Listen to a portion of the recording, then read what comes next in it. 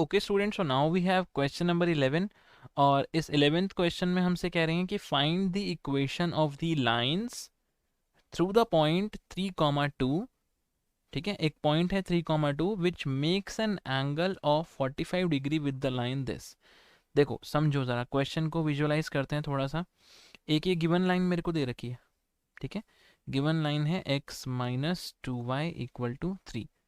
मुझे क्या निकालना है? Find the equation of the line जो इस पर्टिकुलर पॉइंट से पास हो रही है और इस लाइन से 45 डिग्री का एंगल बना रही है। तो ये 3,2 पॉइंट मैंने मान लिया, ये रहा, इससे पास भी करानी है और ये जो लाइन है इस पर्टिकुलर लाइन से 45 डिग्री का एंगल भी बना रही है। बात समझ में आई है आपको? फाइंड द इक्वेशन, ठीक है जी। पॉइंट 3,2 से ओके जी, 45 डिग्री ओके जी, डन हो गया यहाँ पे। अब मेरे को यहाँ पे पॉइंट तो है, मज़ा तो तब आए जब मुझे इसका स्लोप भी मिल जाए, है ना। तो सॉल्यूशन, क्योंकि मैं पॉइंट स्लोप फॉर्म से इसकी इक्वेशन निकाल दूंगा। अब इसका स्लोप कैसे निकालूं? देखो भैया, गलती से भी मत सोचना कि इसके स्लोप का मैं नेगेटिव रेसिप्रोकल कर लूंगा। क्यों? क्योंकि वो नेगेटिव रेसिप्रोकल परपेंडिकुलर लाइंस के अंदर होता है, ना कि 45 डिग्री वाले में। ठीक है, वो सिर्फ उसमें होता है जब बीच में 90 डिग्री एंगल होता है। तो यहाँ पे क्या लगाएंगे? यहाँ पे हम लगाएंगे एंगल बिटवीन टू लाइंस वाला जो फंडा होता था।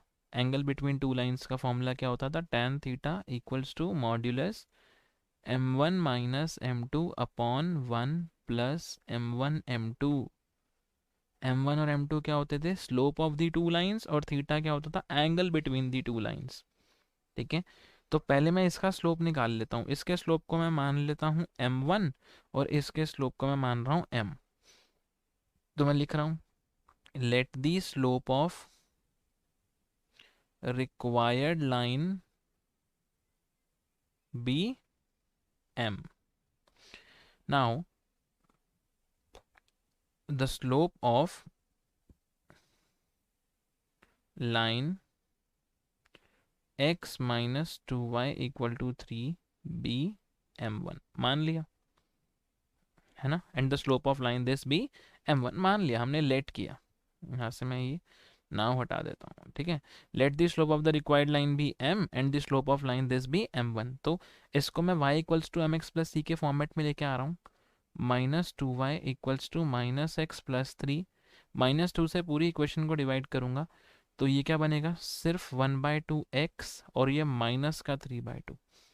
ठीक है, ऑन कंपेयरिंग, कंपेयर करते हैं, x का जो कोफिशिएंट होता है वही मेरा स्लोप होता है। तो m1 कितना आ गया? 1/2। ये बात क्लियर हो गई। इसकी लाइन का जो स्लोप है वो है कितना? 1/2। Now angle between two lines is equals to 45 degree. तो फॉर्मूला लगाते हैं tan थीटा, जो कि है मेरा modulus m1 minus m2 upon 1 plus m1 m2। ठीक है, tan theta, theta is 45, tan 45 is 1 equals to m1 कितना है? 1/2 माइनस m2 कितना है? m upon 1 plus 1/2 into m। अंदर एलसीएम ले लो, क्या बनेगा? 1 माइनस 2m अपॉन 2 इधर भी होगा और नीचे भी अपॉन 2 होने वाला है, तो वो अल्टीमेटली कट गया। सही बात है ना? क्यों? ये बनेगा 1 माइनस 2m अपॉन 2 और ये बनेगा 2 प्लस m अपॉन 2। तो अपॉन 2 कट गए, आंसर मेरा ये आ गया। अब देखो ज़रा, ये जो 1 minus 2m upon 2 plus m होगा ना, जब मॉड्यूलस हटेगा तो ये प्लस माइनस 1 बनेगा। देखो, कन्फ्यूजन कई बार हमको ये होती है कि प्लस माइनस कब लगाना है और कब नहीं लगाना। देखो, अगर मैं आपको बोल रहा हूँ भाई 5 या मैं बोल रहा हूँ -5, तो इधर से भी आपने आंसर 5 देना है, इधर से भी आंसर आपने 5 देना है, कोई प्लस माइनस 5 नहीं देना, क्योंकि मॉड्यूलस से आपको पता है बाहर निकल के पॉजिटिव वैल्यू आती है। बट अगर सिनेरियो कुछ ऐसा आ गया कि अननोन वेरिएबल आपका मॉड्यूलस के अंदर फंसा हुआ है और आपको कह रहे हैं कि इसका आंसर अल्टीमेटली निकल के 5 आने वाला है, तो x की वैल्यू क्या होगी? तो बच्चा कहेगा भाई अगर मॉड्यूलस की वैल्यू एंड में 5 आ रही है तो हो सकता है कि मेरा x प्लस का 5 हो, और हो सकता है मेरा x माइनस का 5 हो। तो यानी कि हमने एक चीज़ यहाँ पे और सीखी, प्लस माइनस हम तब लगाएंगे जब हमारा अननोन वेरिएबल मॉड्यूलस के अंदर होगा। तो हमारा काम हो गया। तो अब मैंने यहाँ से 1 minus 2m upon 2 plus m को प्लस माइनस 1 ले लिया। ये मैं मिटा रहा हूँ, ये चीज़ मैंने मिटा दी। नाउ अब हमारे को केस बनाने हैं। अब केस बनाते समय डरा मत करो कि और अब केस आ गया, मुश्किल हो गया, कुछ नहीं है। केस 1 मैं मान रहा हूँ जब मेरा 1 minus 2m upon 2 plus m जो है वो इक्वल टू 1 है। मैं m की वैल्यू निकालने वाला हूँ, क्या आएगी 1 माइनस 2m बराबर 2 प्लस m, ये हो जाएगा माइनस 3m बराबर 1। तो m आ गया मेरा माइनस 1/3। एक बार m कितना आ रहा है, माइनस 1/3। अब हम यहाँ पे ले रहे हैं केस 2, प्लीज़ ज़रा ध्यान से देखना। केस 2 में मैं ले रहा हूँ कि जो मेरा 1 minus 2m upon 2 plus m जो है वो एक बार -1 है, ठीक है ना। यहाँ से देखो, एक बार +1 लिया, एक बार -1, तो जब -1 लूँगा तो आएगा 1 minus 2m minus 2 minus m minus m बराबर -3, m बराबर 3। ये दो अलग अलग वैल्यूज़ आ रही हैं, अभी मैं बताऊंगा क्यों। देखो मैं इसको स्क्रॉल कर रहा हूँ, पॉइंट चेक करो कौन सा पॉइंट से पास हो रही है लाइन, 3,2 से। अब आओ, इफ स्लोप यानी कि m बराबर है -1/3 एंड पॉइंट हमारा क्या दिया हुआ है, एक बार फिर से चेक कर लेते हैं, 3,2 एंड पॉइंट अगर 3,2 है तो इक्वेशन क्या होगी, y minus y one equals to slope into x minus x1। इसको सॉल्व करते हैं, 3y माइनस 6 बराबर -x प्लस 3, इधर ले आओ x plus 3y minus 9 equals to 0। ये आ गई मेरी एक equation, x plus 3y minus 9 equals to 0, ये मेरी आ गई एक इक्वेशन, ठीक है। ये फाइनल आंसर है। And if slope equals to, यानी जो m मेरा अगर 3 है और पॉइंट वही 3,2 है, तो इक्वेशन क्या बनेगी, y minus 2 equal to slope into x minus 3। यानी यह तो सिंपल y माइनस 2 बराबर 3x माइनस 9, इधर ले आओ तो 3x minus y plus minus 7 equal to 0। ये मेरी एक और इक्वेशन है। तो यहाँ पे दो अलग अलग इक्वेशन आई हैं। अब बच्चा यहाँ पे कंफ्यूज है कि यहाँ पे ये दो अलग अलग इक्वेशंस क्यों आ रही हैं। आप एक बार क्वेश्चन को देखो, क्वेश्चन मेरा यही है, सिंपल सा, मैंने फंडामेंटल्स अपने यूज़ किए और अपना मैंने यहाँ पे आंसर निकाल दिया। बट आप यहाँ पे सोचो कि आपने 45 डिग्री एंगल ऊपर लिया है ना, क्या पता वो एंगल ये हो, नीचे भी तो हो सकता था, आपने तो ऊपर लिया। तो इसका स्लोप क्या आ रहा है आपने निकाला, एक बार आ रहा है -1/3 और एक बार आ रहा है 3। तो देखो ये भी बड़ी गजब की बात है कि इन दोनों के बीच में एंगल कितना होने वाला है, 90। तो देखो इनके स्लोप एक दूसरे के नेगेटिव रेसिप्रोकल भी हैं, है ना। 45 तो देखो नेगेटिव रेसिप्रोकल भी है, 90 है, तो मतलब हम लोग एकदम परफेक्ट चल रहे हैं, हम लोगों का आंसर बिल्कुल सही आया है। तो मैंने कुछ भी नहीं किया, वंस अगेन एक बार आप लोगों के साथ में ये रिवाइज करवा देता हूँ।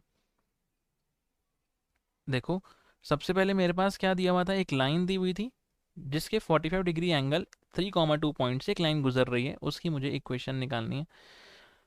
तो पहले मैंने जो ये गिवन इक्वेशन थी उसका स्लोप निकाला, और इन दोनों का एक फॉर्मूला होता है एंगल बिटवीन दी लाइंस का, तो मैंने वो यूज़ किया। अगर एंगल 90 होता मेरे भाई तो हम सीधा नेगेटिव रेसिप्रोकल करते, बट यहाँ पे एंगल कभी भी अगर दिया हुआ है 30, 45, 60, तो जस्ट यूज tan थीटा वाला फॉर्मूला, जो कि होता है modulus m1 minus m2 divided by 1 plus m1 m2। Modulus हटाएंगे प्लस माइनस आएगा, दो अलग अलग केस, दो अलग अलग m की value.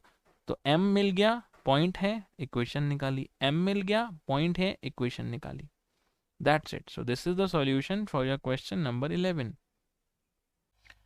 Next is question number 12 हमारे सामने कह रहे हैं, find the equation of the line passing through the point of intersection of the lines this and this and has equal intercept on the axis. पहले इस question को हम लोग ब्रेक करते हैं। इसका बेसिकली मीनिंग क्या है? मुझे इक्वेशन निकालनी है इनके पॉइंट ऑफ इंटरसेक्शन से। तो जस्ट इमेजिन कि ये दो मेरे पास लाइंस हैं, एक है 4x plus 7y minus 3 equals to 0 और एक है 2x minus 3y plus 1 equals to 0।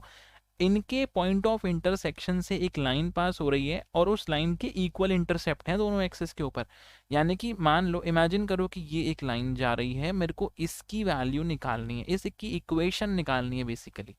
ठीक है, अब इक्वल इंटरसेप्ट का मतलब क्या होता है कि एक्स पे जो कटिंग है सेम कटिंग वाई पे करेगी ये लाइन। ठीक है, तो हम इंटरसेप्ट फॉर्म क्या होती है वैसे, x bye a plus y bye B ना, बट यहाँ पे हम वाई बाय ए ही रखने वाले हैं बराबर 1 के। The reason behind this is this word equal intercept. तो जो एक्स पे कटिंग सेम कटिंग वाई पे। अब एलसीएम लेके इसको मैं लिख सकता हूँ ना, एक्स प्लस वाई बराबर ए है। मुझे ये इक्वेशन ही तो चाहिए और अल्टीमेटली मुझको यहाँ पे ए की वैल्यू चाहिए। अब ए की वैल्यू मुझे बता रहा है x plus y. X plus y यानी कि पॉइंट जो इस लाइन पे होगा। बच्चा कहेगा सर ये तो बहुत ही आसान है, मैं इन दोनों लाइन से पॉइंट ऑफ इंटरसेक्शन निकालूंगा और इस पर्टिकुलर इक्वेशन में एक्स और वाई की वैल्यू डाल दूंगा और इक्वल से ए वैल्यू निकाल लूंगा और मेरी ए वैल्यू आ गई, मेरा आंसर आ गया। है ना? बिल्कुल भाई, यही करना है और कुछ है ही नहीं इसके अंदर। A very easy question. तो फटाफट से वीडियो को पॉज करो और खुद से ट्राई करो, एंड में आंसर मैच करेंगे हम। ओके, सो मैंने इसको कर दिया इरेज। आई होप आपने नोट किया होगा कॉन्सेप्ट को। हम सॉल्यूशन स्टार्ट कर रहे हैं। The point of intersection of lines मेरे पास 4x plus 7y minus 3 equals to 0 and 2x minus 3y plus 1 equals to 0। मैं यहाँ पे दोनों इक्वेशंस को लिख रहा हूँ, 4x plus 7y minus 3 equals to 0, 2x minus 3y plus 1 equals to 0। मुझे इस इक्वेशन को इंटू 2 करना पड़ेगा ना, ताकि मैं इसके कोफिशिएंट्स को मैच कर सकूं। तो इसको तो मैं डायरेक्टली लिख रहा हूँ सिर्फ इंटू 1 करके। तो 4x plus 7y minus 3 equals to 0 और इसको मैं लिख रहा हूँ इंटू 2 करके। तो 2x का बनेगा मेरा 4x, इसका 6y, ये 2 बराबर 0, minus plus minus cut 13y minus 5 उधर जाके क्या हो जाएगा, प्लस 5। तो y की वैल्यू कितनी आ गई, 5/13। Put in equation 1। कहाँ है इक्वेशन 1? इसको मान लो। ठीक है, पुट करते हैं 4x प्लस 7 y की जगह 5/13 equals to minus 3 equals to 0। इसको थोड़ा सा स्क्रॉल किया जाए। आओ इसको हम सॉल्व करते हैं। 5/13 हमने इसमें डाला। अब हम इसको सॉल्व कर रहे हैं। 4x बराबर माइनस 3 बना 3 और ये बनेगा 35/13। ठीक है ना, 7 5 तो 35/13, वो भी माइनस साइन के साथ। तो 4x बराबर 39 माइनस 35/13 जो कि होता है 4। 4 से 4 कटेगा, आंसर सिर्फ सिंपली आ गया मेरा 1/13। ठीक है ना, x और y की वैल्यू आ गई, पॉइंट ऑफ इंटरसेक्शन आ गया।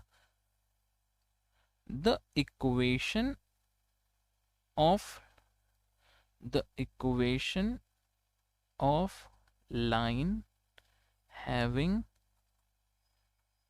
equal intercepts on both axes is given by, कैसे देते हैं हम, x plus y equals to a। ठीक है, now the point of intersection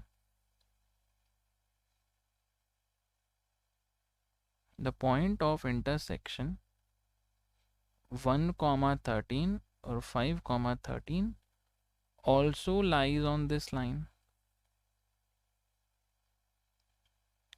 Putting these values in equation number 3, इसको माना 3, तो भैया क्या हो जाएगा, x प्लस वाई बराबर a है, तो x कितना होगा 1/13 प्लस 5/13 बराबर a। ठीक है, तो 6/13 जो आया वो मेरा आया है a। Getting point. ये बेसिकली कहाँ से आई है, मैं फिर से लिख देता हूँ, x by a plus y by a equal to 1 से। ठीक है ना, हाँ, तो अब a आ गया, therefore the required equation of line is x plus y equals to 6/13 multiply 13x plus 13y minus 6 equal to 0। खत्म, that's it. So this is the solution for your question number 12। कुछ नहीं किया, बहुत simple, point of intersection निकाला, equal intercept की line लिखी और वहाँ पे उसमें पुट किया, एक ही वैल्यू निकाली और फाइनल आंसर आया। That's it. Okay students, now question number 13। यार देखने से ही ये क्वेश्चन आपको मुश्किल लग रहा होगा, है ना, बट असल में ये बहुत आसान है। पहले मैं इसको थोड़ा सा करेक्ट करता हूँ, this is theta and this is theta. यहाँ पे फॉर्मूले में ना ये थीटा हमको प्रूव करना है। चलो देखो, देखने में जितना मुश्किल लग रहा है ना, असल में उतना है नहीं, आसान ही है, बट फॉर्मेट को पकड़ना, ट्रिक को समझना और हो जाएगा क्वेश्चन। ठीक है, आप खुद ही कर लोगे, देखना आधे से ज़्यादा आप खुद ही कर लोगे। चलो समझो, है क्या कह रहा है, show that the equation of the line passing through origin. मतलब मेरे को जो लाइन दी है वो पासिंग थ्रू ओरिजिन मेरे को दे रखी है, जो मेरे को निकालनी है अल्टीमेटली, ठीक है ना, क्योंकि मेरे को वही शो करनी है। Show that the line which is passing through origin, और एंगल बना रही है थीटा। पर किस लाइन से थीटा बना रही है, इस लाइन से, ओरिजिन से नहीं बोला उसने थीटा बना रही है। मतलब कोई एक ये लाइन है जिसकी इक्वेशन है y equals to m x plus c, इससे थीटा एंगल बना रही है और ओरिजिन से पास कर रही है। ठीक है, अब ये ओरिजिन यहाँ ना बना करके आप यहाँ बना सकते हो, क्योंकि कंपल्शन तो नहीं है ना कि वहीं पे बना रहा है ओरिजिन। ओरिजिन से पास हो रही है तो पास करा दी, एंगल थीटा बना रही है वो बना दिया, प्रूव करना है कर देंगे। ऐसा क्वेश्चन हम ऑलरेडी कर चुके हैं एक्सरसाइज में, अभी मिसलिनियस वाला, उसके अंदर 45 डिग्री एंगल था, इक्वेशन दे रखी थी और कुछ 3,2 से वो पास कर रहा था, है ना।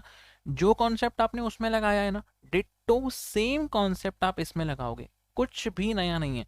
चलो हमने उसमें क्या किया था, angle between the two lines का फॉर्मूला लगाया था। अब ये मेरे पास लाइन क्या है, ओरिजिन, इसकी इक्वेशन मैं लिख सकता हूँ y इक्वल्स टू m की जगह m1 लिख लो, m1x प्लस सी। तो होगा नहीं, क्यों सर, क्योंकि भाई ओरिजिन से लाइन जो पास होगी वो y एक्सिस पे कहीं कट करेगी, जीरो पे करेगी सिर्फ, कोई इंटरसेप्ट बनाएगी नहीं बनाएगी सर। तो एक्स सी क्या होता है, सी कांस्टेंट इंटरसेप्ट ही तो होता है ना वाई एक्सिस का। तो जब मेरी कोई लाइन ओरिजिन से पास हो रही होती है तो उसकी इक्वेशन सिर्फ y equals to m x होती है, प्लस सी उसमें होता ही नहीं है। तो मेरे को जो इक्वेशन निकालनी है उसकी इक्वेशन क्या होगी, y equals to m one x. देखो जरा सॉल्यूशन स्टेप बाय स्टेप पढ़ते हैं। Let the equation of the line passing through origin be y equals to m1x, and this line making an angle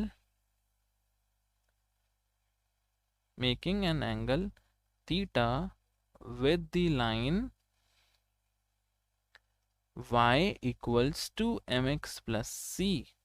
therefore भैया angle between the line tan theta बराबर m1 minus m2 upon 1 plus m1 m2। सही बात है ना, m2 मतलब यहाँ पे मेरा ये स्लोप m दिया हुआ है ना, मैंने वो ले लिया, कुछ भी नहीं करना है भैया, बिल्कुल same to same. tan theta बराबर m1 की जगह पे वैल्यू डालो, क्या वैल्यू डालें सर, यहाँ से m1 की वैल्यू निकालो, क्या होगी y by x minus m 1 plus y by x into m. बात समझ आई। अब गलती से भी ना अंदर एलसीएम मत ले लेना, समझो बात को। क्यों सर, हमें कैसे पता लगेगा कि एलसीएम लेना है कि नहीं लेना? भाई देखो, आपको वैल्यू किसकी निकालनी है, वाई बाई एक्स की ना, तो इसको वाई बाई एक्स को सेपरेट रहने दो। इसको उसमें फिर से आप मिक्स कर दोगे ना, तो बाहर निकालना वापस से कॉमन लेना मुश्किल हो जाएगा। तो इसको वाई बाई एक्स ही रहने दो। इसके बाद क्या होगा, देखो, जब आप इसका मॉड्यूलस हटाओगे, जब आप इसका मॉड्यूलस हटाओगे, मैंने आपको बताया, मैं यहीं पे लिख देता हूँ इस चीज़ को, मॉड्यूलस हटाओगे तो प्लस माइनस का फॉर्मूला बनेगा, मतलब प्लस माइनस इंट्रोड्यूस होगा, y by x minus m upon one plus y by x into m. कुछ नहीं कर रहा हूँ, देखो बहुत सिंपल, एक बार प्लस एक बार माइनस, क्योंकि आपको अभी मैंने बताया कि अगर मॉड में एक्स की वैल्यू 5 है तो एक्स मेरा +5 भी हो सकता है और -5 भी हो सकता है ना। तो इसलिए जब मॉड के अंदर वेरिएबल होगा तो प्लस माइनस हम इंट्रोड्यूस कराएंगे। फिर से भैया केस वन, केस वन में एक बार मैं पॉजिटिव वैल्यू ले रहा हूँ, ठीक है। तो y by x minus m upon 1 plus y by x into m बराबर tan थीटा। प्लस वैल्यू लिया, क्रॉस मल्टीप्लाई कराओ, एलसीएम मत लेना, क्रॉस मल्टीप्लाई। क्या होगा, tan थीटा एक बार 1 से इंटू प्लस tan थीटा एक बार y by x into m से इंटू, ठीक है। अब y बाई एक्स वाली टर्म एक तरफ लेफ्ट में ले आओ, y बाई एक्स, और क्या है sir, tan theta y by x, और m को उधर ले जाओ, क्या बनेगा ये m प्लस tan थीटा, ठीक है। अब इस इक्वेशन में जो लेफ्ट हैंड साइड है उसमें से y बाई एक्स कॉमन लोगे, और जो कॉमन आएगा उसको आप डिनोमिनेटर में वहाँ भेज दो, 1 माइनस एम tan थीटा, खत्म हो गया। कितना आसान है ना, वेरी इजी। अब आओ जरा केस 2 पे, सेम इसी पैटर्न से, और क्वेश्चन ख़त्म भी हो गया। y by x minus m upon 1 plus y by x into m बराबर, एक बार tan थीटा लिया ना, तो इस बार हम माइनस tan थीटा लेंगे, क्रॉस मल्टीप्लाई करा दो, y by x minus m बराबर minus tan theta minus y by x into tan into m into tan theta, कैसे भी लिखो, इंटू करने हैं, ठीक है। वाई बाई एक्स वाली टर्म्स एक तरफ ले आओ, वाई बाई एक्स प्लस हो जाएगा इस बार y by x into m into tan theta, और m उधर जाएगा प्लस का होगा तो m माइनस tan थीटा, सही बात है। वाई बाई एक्स कॉमन ले लो और उधर डिनोमिनेटर में भेज देना, upon 1 plus m tan theta, ये मेरी वैल्यू आ गई, और यही मुझे अल्टीमेटली प्रूव करना था, दैट्स इट।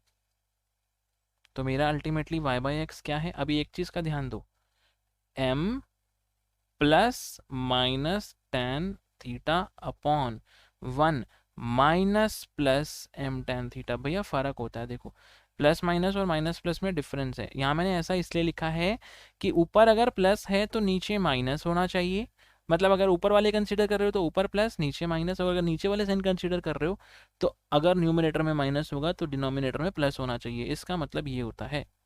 तो देखो मेरे दोनों चीज़ें वही आई ना, और अल्टीमेटली मेरे को यही तो प्रूव करना था, सी यही तो प्रूव करना है, देखो खत्म हो गया। हमने सोचा था कितना मुश्किल होगा, और इसमें है ही क्या, very easy question. Angle between the line लगाया, प्लस माइनस का साइन लगाया, दो केस अलग अलग बनाए। वाई बाई एक्स को बिल्कुल भी मिक्स मत करना, एलसीएम लेना मत उसमें, क्योंकि वो मुझे फाइनल आंसर में चाहिए, इसीलिए। So guys that's it, this is the solution for your question number 13। Okay students, so now we have question number 14. Very nice question, अच्छा क्वेश्चन है यार। देखो मिसलिनियस में ना, मिसलिनियस ही क्या, मैं तो अगर बोलूँ स्ट्रेट लाइंस भी तो भी गलत नहीं है। स्ट्रेट लाइंस एक ऐसा चैप्टर है, बेसिकली हर क्वेश्चन के अंदर कुछ ना कुछ नया लग रहा है, कुछ ना कुछ नया वेराइटी है, ठीक है। बाकी चैप्टर्स के जैसा नहीं है कि एक तरीका पढ़ा, रैंडम क्वेश्चंस आ गए उसी मेथड पे, फिर अगले उसी मेथड पे, फिर अगले, मतलब उसमें वैरायटी कम होती है। इसके अंदर वैरायटीज़ बहुत सारी हैं और हर क्वेश्चन में कुछ ना कुछ नया है।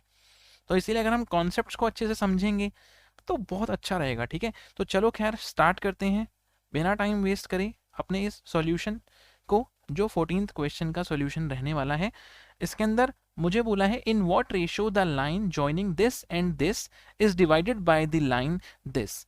मतलब पहले फंडामेंटल, पहले इसको हम विजुअलाइज करेंगे तो हम जाके इसको सॉल्व कर पाएंगे।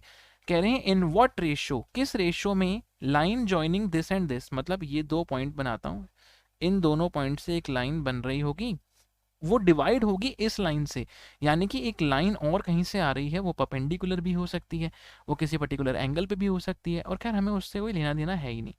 देखो जरा, ये लाइन आ रही है, ये इसको कहीं ना कहीं से कट कर रही है, हमको रेशियो निकालनी है इस पर्टिकुलर लाइन की, बात समझना। देखो कह रहे हैं in what ratio the line joining this and this is divided by the line this, कि इस लाइन से वो डिवाइडेड कितने पार्ट में होती है, तो मेरे को रेशियो निकालनी है अपनी इस वाली लाइन की जो दे रखी है। सर ये लाइन निकालने के लिए मुझे ये पॉइंट अगर मिल जाए ना, तो मैं सेक्शन फॉर्मूला यूज कर सकता हूँ जो क्लास 10th के कोऑर्डिनेट ज्योमेट्री चैप्टर में मैंने पढ़ा था।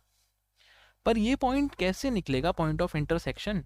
सर पॉइंट ऑफ इंटरसेक्शन तो तब निकलेगा जब मेरे पास दोनों इक्वेशन गिवन होंगी, पर सर मेरे को तो इस लाइन की गिवन है, इसकी गिवन ही नहीं है। पर मैं निकाल जरूर सकता हूं, दो पॉइंट है, equation of a line passing through two points का फॉर्मूला तो मुझे मालूम है। फंडामेंटल्स को समझो, कॉन्सेप्ट समझो, मैं इक्वेशन ऑफ द लाइन निकालूंगा, फिर ये वाली लाइन और ये वाली लाइन का पॉइंट ऑफ इंटरसेक्शन निकालूंगा, और फिर सेक्शन फॉर्मूला लगाऊंगा। तो इसमें फंडामेंटल्स में लिखो, पहले इक्वेशन ऑफ लाइन बनेगी फ्रॉम टू पॉइंट्स, ठीक है, सेकंड पॉइंट ऑफ इंटरसेक्शन आने वाला है, ठीक है, और अगर ये होता है तो तीसरी चीज जो होगी वो होगी मेरी सेक्शन फॉर्मूला की टेक्निक। खत्म, ये तीन पार्ट इसके अंदर लगेंगे और आपका क्वेश्चन पूरी तरीके से सॉल्व हो जाएगा। तो चलिए स्टार्ट कर रहे हैं solutions. The equation of line, the equation of line passing through -1, 1 and 5, 7 is, क्या फॉर्मूला होता है, y माइनस y1 इक्वल्स टू, स्लोप की जगह हम लिखेंगे y2 minus y1 upon x2 minus x1 into x minus x1, ठीक है। तो इसको मैं x1 y1 मान रहा हूँ, इसको मैं x2 y2 मान रहा हूँ और पुट कर रहा हूँ, y माइनस 1 बराबर y2 minus y1 upon x2 minus x1 into x minus x1। क्या बनाइए, y माइनस 1 बराबर 6/6 इंटू x प्लस 1। तो ये तो सिंपल इक्वेशन आ गई मेरी, बहुत आराम से। इसको इधर ले आओ तो माइनस का x, मतलब इनको उधर लेके जा रहा हूँ, ठीक है, x माइनस वाई प्लस 2 बराबर 0, है ना। ये मेरी इक्वेशन आ गई, x minus y plus 2 equals to 0। अब मैंने आपको बताया फर्स्ट टास्क डन हुआ, सेकंड मिशन पे आ जाओ।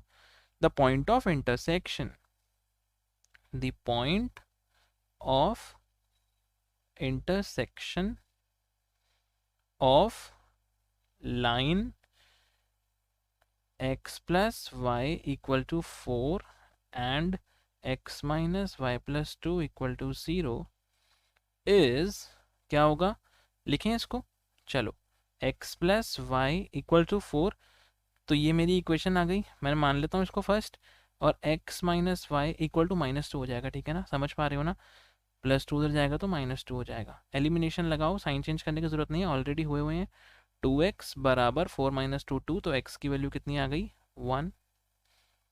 पुट इन इक्वेशन कोई सी भी, मैं 1 में डाल रहा हूँ, x प्लस वाई बराबर 4, तो y आ गया 3। तो मुझे पॉइंट ऑफ इंटरसेक्शन भी मिल गया 1,3, ठीक है ना। अगेन इजी क्वेश्चन है, स्टेप्स फॉलो करते चलो बस मेरे साथ। Point of intersection is 1,3. Now let the ratio be, हम हमेशा क्या लेते हैं, k रेशो 1, हमेशा, है ना। तो मैंने माना this is k, this is 1। देखो फॉर्मूला क्या होता है, सेक्शन फॉर्मूला, मैं पहले यहाँ पे लिख रहा हूँ, देखो ज़रा, सेक्शन फॉर्मूला में जो भी मेरा ये x, y है, यानी जो भी कटिंग पॉइंट है, वो होता है m1 x2 plus m2 x1 upon m1 plus m2, comma m1 y2 plus m2 y1 upon m1 plus m2। That's it. Formula देखो किस तरीके से आता है, इधर देखो ज़रा, अगर ये होगा तो यहाँ पे इंटू, ये होगा तो यहाँ पे इंटू, क्रॉसिंग होती है हमेशा। मतलब k5 minus 1 upon k plus 1। ये पॉइंट कौन दे रहा होगा, 1,3। 1,3 है ना, यही एंड में निकल के आ रहा है सेक्शन फॉर्मूले में। तो आइए ज़रा मेरे साथ यहाँ पे इसको लिखिए 1,3 बराबर, मैं इसको थोड़ा सा जूम आउट कर लेता हूँ, आप लोग क्लियरली देख पाओ ऊपर इमेज को। देखो 1,3, m1 मेरा कितना है k, x2 कितना है 5, प्लस m2 कितना है 1, और ये कितना है -1 अपॉन में k प्लस 1, कॉमा m1 कितना है k, y2 कितना है 7, m2 कितना है 1, y1 कितना है 1 अपॉन में k प्लस 1। आया यहाँ पे। अब मैं वापस से नीचे आ रहा हूँ, अब इधर देखो, ऑन कंपेयरिंग 1 जो होगा वो ये होता है, और 3 जो होता है ना वो ये y से आता है, ठीक है। तो 1 बराबर ये क्या है 5k minus 1 upon k plus 1, तो k प्लस 1 बराबर 5k माइनस 1, तो 4k किसके बराबर है ना, ये 4k बराबर है 2k, तो k की वैल्यू कितनी आ रही है 1/2। समझ आया। अब कुछ बच्चे कहेंगे सर मैं तो 3 से कंपेयर कर रहा हूँ, तो भाई कोई बात नहीं, 7k plus 1 upon k plus 1, ठीक है। 3k प्लस 3 बराबर 7k प्लस 1, तो यहाँ से क्या आएगा 4k बराबर 2।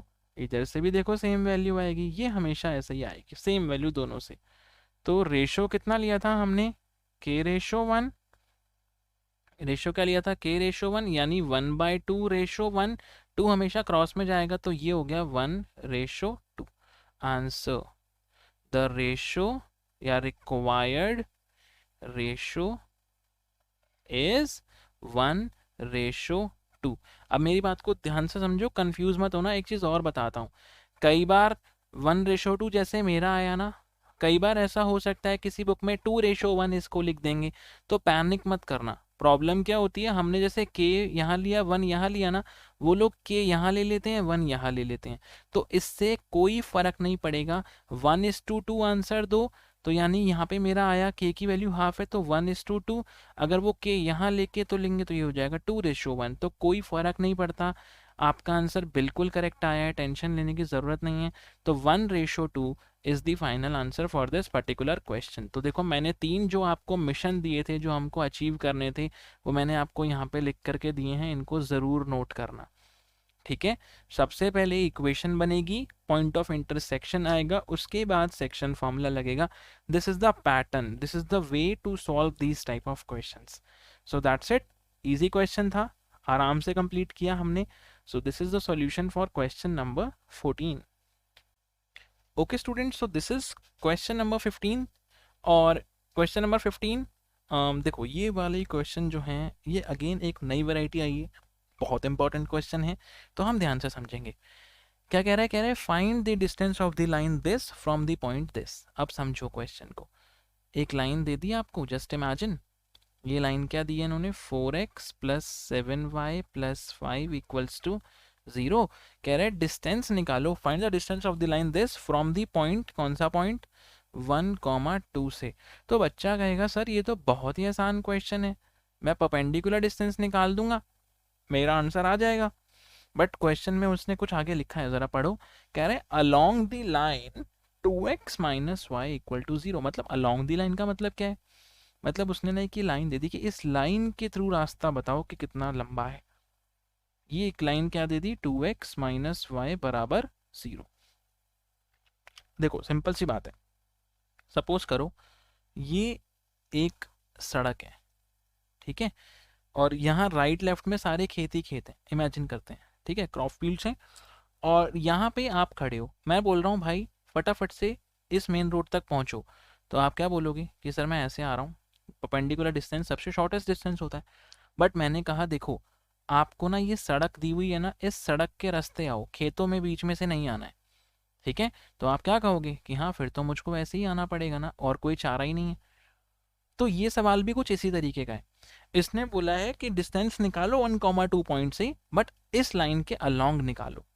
तो क्वेश्चन थोड़ा सा ट्विस्टेड कर दिया उन्होंने। अब लॉजिक वही है, थोड़ा सा दिमाग चलाना है, उसकी एक्सरसाइज होगी और मज़ा आएगा। देखो बच्चा कहेगा सर ये कैसे निकालो, इसका मतलब डिस्टेंस सर यहाँ से यहाँ तक का निकालना है ना। मैंने कहा सर ये तो बहुत आसान है। कैसे? इन दोनों लाइन का पॉइंट ऑफ इंटरसेक्शन निकाल लूंगा मैं क्लियरली निकाल सकता हूँ, मेरा पॉइंट ऑफ इंटरसेक्शन आ जाएगा।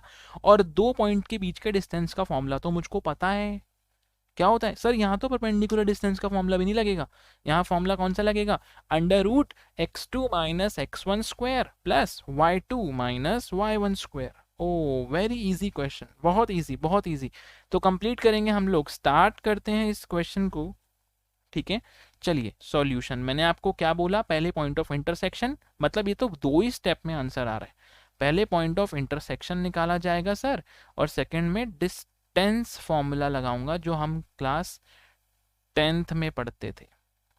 क्या बात है, ठीक है जी।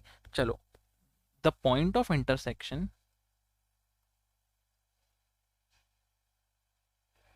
लाइन कौन कौन सी हैं, पहली 4x प्लस 7y प्लस 5 बराबर 0, प्लस 5 है, चलो ऐसे ही रहने तो कोई दिक्कत नहीं है।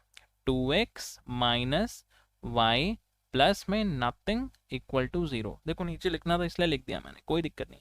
सर इसको आप ऐसे ही रहने दो, इंटू 1 लिख करके आप यहाँ लिख दो, ठीक है जी। और इसको आप इंटू 2 करो, क्यों सर, कोफिशिएंट सेव करना ना एक्स का। तो ये होगा 4x माइनस का 2y प्लस का 0 equals to 0, sign change plus ये माइनस खत्म। चलो कट गया, 7 प्लस 2 ये हो गया 9y प्लस 5 उधर जाके हो जाएगा -5। तो y की वैल्यू आ रही है मेरी -5/9, ठीक है। इसको मैंने फर्स्ट इक्वेशन माना था, इसको सेकंड माना था, पुट कर रहा हूँ किसमें, सेकंड इक्वेशन में। इजी है देखो, 2x माइनस वाई बराबर 0, ठीक है। तो 2x प्लस 5/9 बराबर 0, ठीक है। तो यहाँ से मुझे बताओ, इसी में यही कर दूँ मैं, तो x मेरा 2x, चलो मान लो कितना होगा -5/9, तो x कितना होगा -5/18 हो जाएगा। सो दिस पॉइंट इज, थोड़ा सा मुझे, चलो यहाँ पे नहीं लिख पाऊंगा, थोड़ा सा बड़ा कर देता हूँ इस ब्रैकेट को, क्योंकि फ्रैक्शंस में मेरे पास चीज़ें हैं। मैं अच्छे से लिखता हूँ इसको, -5/18 कॉमा -5/9 है ये। So using distance formula, using distance formula, distance equal to कितना होगा, अंडर रूट के अंदर x2 माइनस x1 का whole square plus y2 minus y1 का होल स्क्वायर। दैट्स इट ना।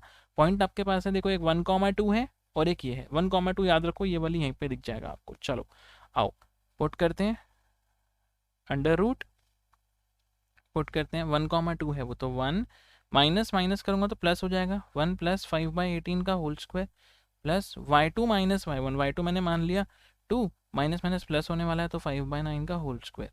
सही है, ये कितना हो जाएगा 18 प्लस 5, 23/18 होल स्क्वायर, और 9 to the 18 plus 5 upon 18 plus 5 कितना होता है, ये भी हम कर लेते हैं, इट इज़ 23/9 का होल स्क्वायर, ठीक है। ये भी बहुत सिंपल स्टेप। अगले स्टेप पे क्या करेंगे, अगले स्टेप में हम क्या करेंगे, इसमें से ना देखो 2-3 तरीके होते हैं क्वेश्चन को सॉल्व करने के, कैलकुलेशन करने के बेसिकली। अब इसके अंदर क्या है ना, ये है 23/18 और ये है 23/9। तो एक मिनट, इसके अंदर मैं यहाँ पे 23 अपॉन 9 का होल स्क्वायर कॉमन अगर लेना चाहूँ तो मुझे अंदर क्या बचेगा? आप समझ पा रहे हो यहाँ पे? नहीं, चलो मैं ब्रेक करता हूँ, रुको। 18 को लिख सकते हो 2 × 9 का होल स्क्वायर, है ना? ये देखो, लिख सकते हैं। और इसको मैं ऐसे भी तो लिख सकता हूँ, 23/9 एक तरफ ले रहा हूँ, एक बार ले रहा हूँ, और एक बार मैंने 1/2 ले लिया, क्या दिक्कत है? स्क्वायर के अंदर कंबाइन कराऊंगा, फिर से बन जाएगा यही चीज़। बहुत बढ़िया, 23/9 का होल स्क्वायर। अब बढ़िया हो गया सर, ये तो मैं यहाँ से 23/9 का होल स्क्वायर कॉमन ले सकता हूँ। अंदर बचेगा 1/2 का होल स्क्वायर जो कि होता है 1/4, और ये हो गया मेरा 1। अमेजिंग, ईजी होता जा रहा है सॉल्यूशन। देखो, स्क्वायर वाली चीज़ रूट से बाहर आएगी तो स्क्वायर हट जाएगा, तो ये बचा सिर्फ 24/9, और रूट के अंदर क्या हो जाएगा, 1 + 4 मतलब 5/4। 23/9, √5 बेचारा अंदर ही फंसा रहेगा, 4 का रूट होता है 2, तो मेरा आंसर आ गया, आंसर आ गया 23√5/18 यूनिट्स। आप समझ रहे हो बात को? अगर मैं स्क्वायर वगैरह खोल खाल के करता तो ये काफ़ी लेंदी हो सकता था, बट जब मैंने इसको थोड़े से कॉन्सेप्ट्स को लगाया, सॉल्व किया, तो ये मेरा काफ़ी इजीली स्टेप में आंसर आ गया, तो कुछ भी नहीं था। अलोंग दी लाइन वाला क्वेश्चन लगते डिफिकल्ट है, बट अगर हम एक बार इसके कॉन्सेप्ट्स को जड़ से पकड़ लेंगे, यानी रूट से इसको हाँ अगर हम कैप्चर कर लेंगे, तो इसको गिराना बहुत आसान है। That's it, this is the solution for your question number 15।